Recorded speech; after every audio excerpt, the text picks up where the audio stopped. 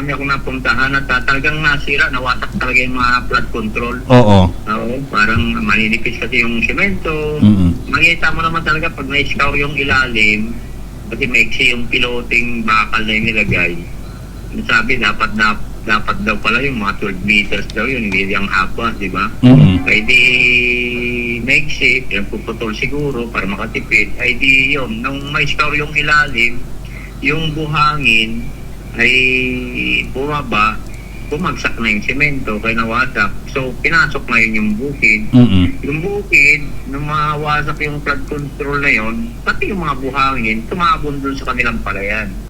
Yun ang masaklap dun eh. Okay lang yung palayan na masira, saka sabi nila na yung bukid, sana mabubukid pa, pero nasira na yung palay, nasira pa yung bukid, hindi na mataniman dahil puro laban na. Oo. Ay talagang kawawa yung mga pwede nating magsara.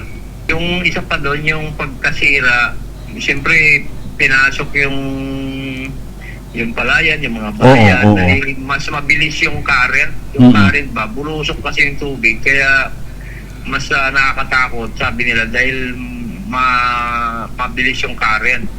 Sabi nga nila, instead na makatulong, ay nakapermission pa sa kanila yung flood control. Yun, oo.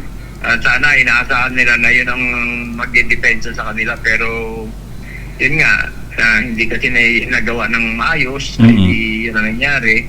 Pero kung nagawa ng maayos yan,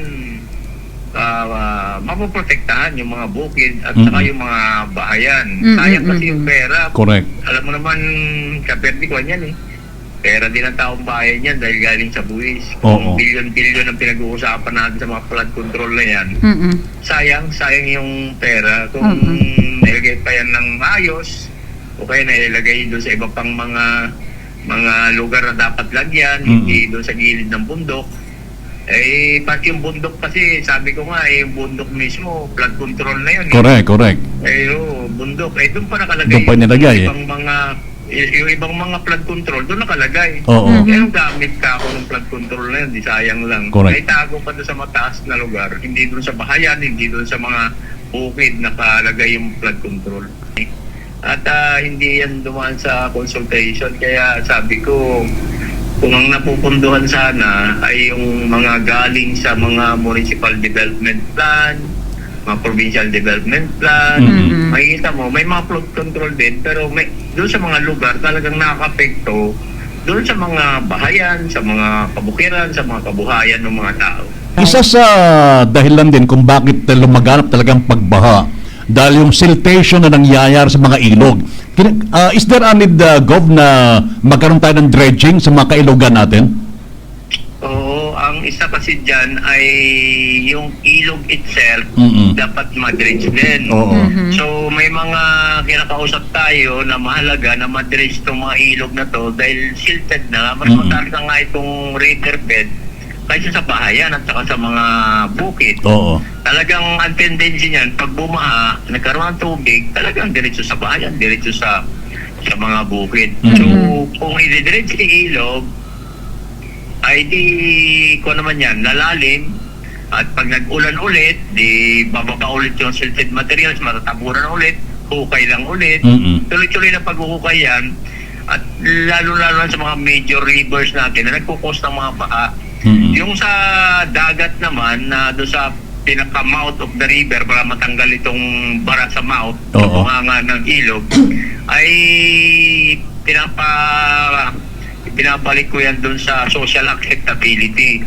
Ibig sabihin, doon sa mga binabaha, kung payag silang alisin yung bara doon sa bunganga ng ilog para makadiretso yung tubig, ay may social acceptability dapat. Sabi ko nga, dapat nag-petition to mga naapektuhan. Kasi kung tayo maunguna dyan, ay pupolitikahin tayo dyan. At kung ano naman sabihin sa atin, ay talagang suspendido yan sa atin eh. Sinuspendid po natin yan dahil na politika. Pero kung nagtuloy-tuloy sana yan, makakatulong.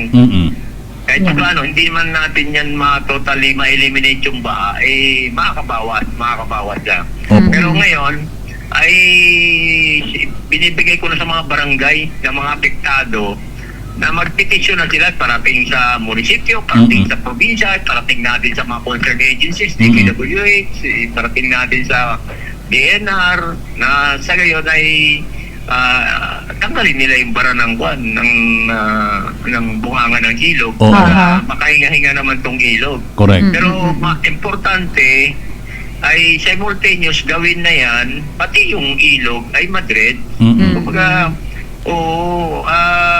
kailangan natin ng social acceptability pagdating sa dagat. Pero yung ilog mismo, ay lahat naman tayo, tingin ko, papayag na madred siya eh.